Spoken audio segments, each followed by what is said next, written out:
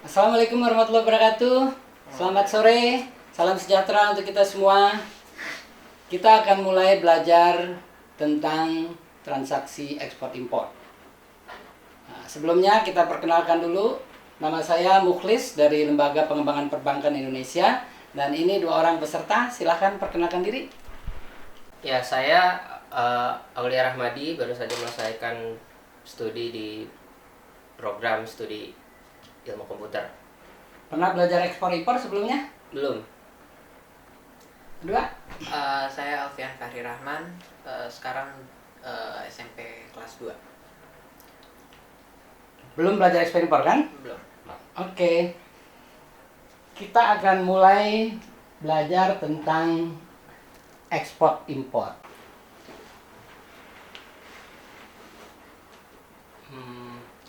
Ada dua ekonom, Adam Smith dan Reverdy Ricardo, mengatakan bahwa masyarakat akan lebih sejahtera bila setiap orang di dalam masyarakat itu berspesialisasi memproduksi suatu barang atau jasa yang menjadi keahliannya. Petani ya fokus menanam padi.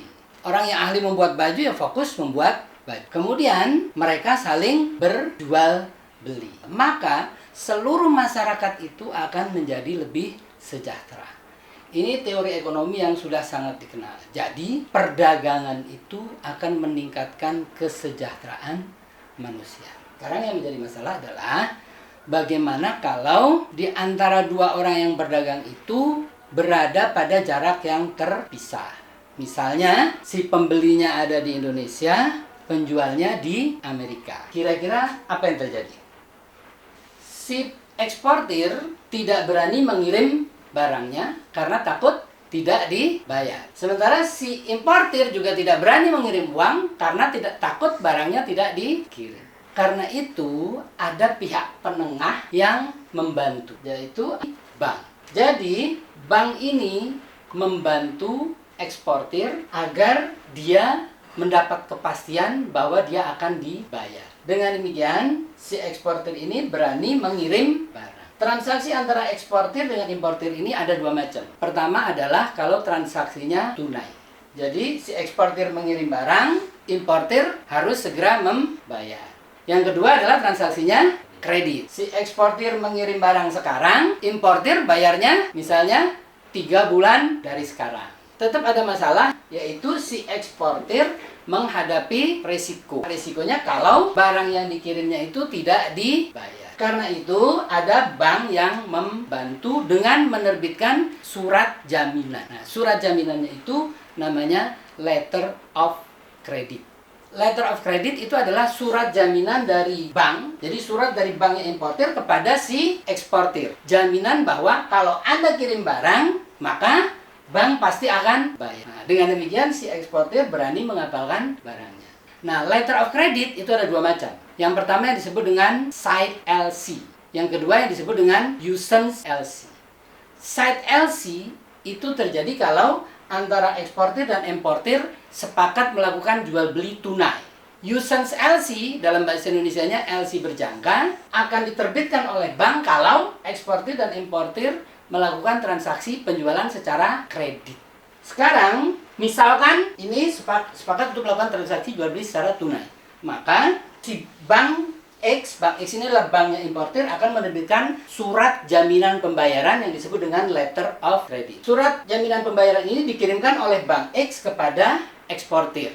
Dari bank ini kemudian letter of credit itu disampaikan ke eksportir. Dengan demikian, si eksportir berani mengapalkan barang. Nah, sekarang pertanyaannya adalah, seandainya Anda berdua adalah karyawan Bank X, nanti Anda sebagai karyawan Bank X ini tentunya suatu saat nanti akan ditagih oleh eksportir. Pelajaran kita hari ini adalah bagaimana Anda harus mengambil keputusan untuk menyetujui pembayaran letter of credit. Selain letter of credit, kita juga bahas SKBD, surat kredit berdokumen dalam negeri. Kita akan lihat apa yang terjadi bila misalkan begini, si importir ini mau beli komputer Apple 100 buah. Ternyata GMCO ini mengabaikan barangnya bukan 100 laptop Apple, tapi 100 laptop Asus.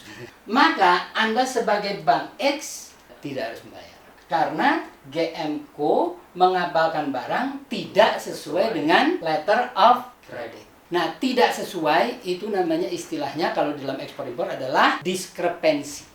Jadi ada perbedaan antara yang diminta dengan yang dikirim. Diskrepensi ini ada dua macam. Ada major discrepancy, artinya diskrepensi besar. Ada minor discrepancy. Kalau mintanya Apple dikirim Asus, kira-kira major apa minor? Major. Major, ya kan? Maka si bank X harusnya tidak membayar. Jadi kalau dia ditagih, maka bank X harus menolak. Nah, sekarang bagaimana kalau diskrepensinya minor? Misalnya si MR mau membeli 100 unit Apple komputer, tapi dikirimnya 102 misalnya. Maka yang dilakukan oleh Bank X adalah dia tanya dulu ke importir. Ini eksportir kirim barang, tapi kelebihan 2. Tapi Apple, gitu lah, bukan Asus. Dia mau beli Apple dan dikirimi Apple, cuma lebih 2. Berarti kan Anda bayarnya lebih banyak. Anda punya duit nggak untuk bayar 102? Ya, karena Anda kan pesannya 100. Nah, biasanya kalau di bawah 10% itu disebut minor. Tapi boleh nggak Bank X langsung bayar? Tidak. Biasanya dia minta dulu persetujuan ke importir. Kalau importir bilang, oke bayar, maka baru dibayar. Nanti baru Bank X minta ke PT MR. Sekarang, bagaimana kalau eksportir dan importir sepakat untuk jual belinya secara kredit? Jadi misalkan hari ini si eksportir mengapalkan barang. Atas dasar apa dia mengapalkan barang? Atas dasar LC yang diterbitkan oleh Bank X. LC-nya LC apa? Usance. Maka si GM ini setelah dia mengapalkan barang, dia akan menagih ke Bank X. Begitu tagihan itu datang ke Bank X, apakah Bank X segera membayar? Tidak. Bank X tidak segera membayar. Kenapa? Perjanjiannya kredit. Maka apa yang dilakukan Bank X? Menyanggupi untuk membayar 3 bulan lagi. Kenapa begitu? Karena kredit. Gitu kan? Jadi ketika dia ditagih, maka di surat tagihannya itu Bank X akan menulis, oke, saya akan membayar 3 bulan lagi. Tanda tangan, stempel. Itu namanya mengaksept, menyanggupi untuk membayar di masa yang akan datang. Mengaksept itu terjadi kalau letter of credit-nya usance. Bagaimana kalau si ekspor ini kirimnya 100 komputer tapi Asus? Apa yang harus dilakukan oleh Bank X? Menolak mengaksept. Ya, bukan menolak membayar ya. Menolak menyanggupi untuk membayar 3 bulan lagi. Kalau yang dikirim itu Apple tapi 102, apa yang harus dilakukan oleh si bank? Menanyakan ke PT MR. Ini barangnya 102 Apple, mau diterima atau tidak? Kalau mau diterima, maka Bank X mengaksept. Itu kalau minor discrepancy untuk usance LC. Bila Bank X menerbitkan set LC, lalu menerima tagihan dari eksportir yang menyerahkan dokumen sesuai dengan LC, istilahnya comply with LC, maka yang harus dilakukan oleh bank penerbit adalah membayar. Kemudian, bila LC yang diterbitkan adalah usance, bukan site, maka yang dilakukan oleh bank penerbit adalah mengaccept. Bagaimana kalau diskrepensi? Diskrepensi LC-nya site, apa yang harus dilakukan bank penerbit? Tergantung diskrepensinya major atau minor. Kalau major, menolak mengaccept kalau usance, menolak membayar kalau side. Kalau minor, meminta persetujuan ke importir. Untuk membayar kalau side, untuk mengaccept kalau usance. Sekarang kita masuk ke tes. Fari siap? Misalkan Anda adalah pejabat di Bank X yang berwenang memutuskan untuk membayar atau tidak membayar tagihan dari eksportir. Apa yang Anda lakukan bila dokumen yang diserahkan eksportir? A. Comply with site LC.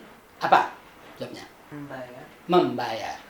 Kenapa? Karena ini adalah dokumennya adalah sesuai dengan syarat site LC. Oke, sekarang Andi, yang B. Apa yang akan Anda lakukan bila dokumen yang diserahkan eksportir comply with usance LC? Mengaccept. Iya, mengaccept. Apa artinya mengaccept? Menyanggupi Untuk membayar di kapan? masa yang akan datang. Di masa yang akan datang.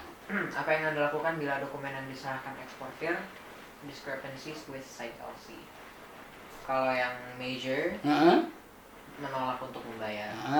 Kalau minor, ditanyain dulu ke importir. Iya. Apakah ini mau saya bayar atau tidak? Ya, sekarang D. Apa yang Anda lakukan bila dokumen yang diserahkan eksportir discrepancies with usance LC? Kalau major discrepancies, dia akan menolak untuk menyanggupi. Menolak untuk menyanggupi atau menolak untuk mengakses. Ya. Kalau discrepancies-nya minor, dia akan meminta persetujuan importer untuk mengakses atau tidak mengakses. Oke, good. Sekarang multiple choice. SLC yang penerbitnya akan segera membayar setelah eksportir menunjukkan bukti pengapalan barang adalah side LC. Side LC. Ini jual belinya secara tunai. Nomor 2. Jenis LC yang penerbitnya akan membayar setelah jangka waktu tertentu sejak eksportir mengapalkan barang adalah usance LC. Usance LC. Nomor 3. Bila bank penerbit side LC menerima tagihan dari eksportir dengan menyerahkan dokumen sesuai syarat LC, maka ia harus membayarnya. Ya. Karena side dan sesuai syarat LC. Sesuai syarat LC istilahnya apa? Comply with.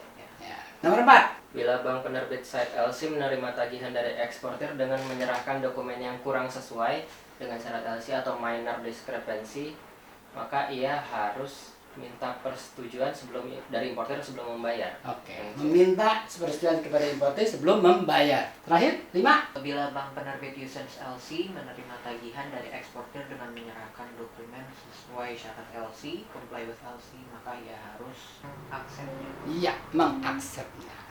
Oke, 5 soal betul semua ya. Walaupun Anda semua belum pernah belajar ekspor impor, ternyata 5 soal Anda bisa menjawab dengan benar. Oke, berarti Anda sudah menyimak dengan baik pelajaran hari ini. Terima kasih. Wassalamualaikum warahmatullahi wabarakatuh. Waalaikumsalam warahmatullahi wabarakatuh.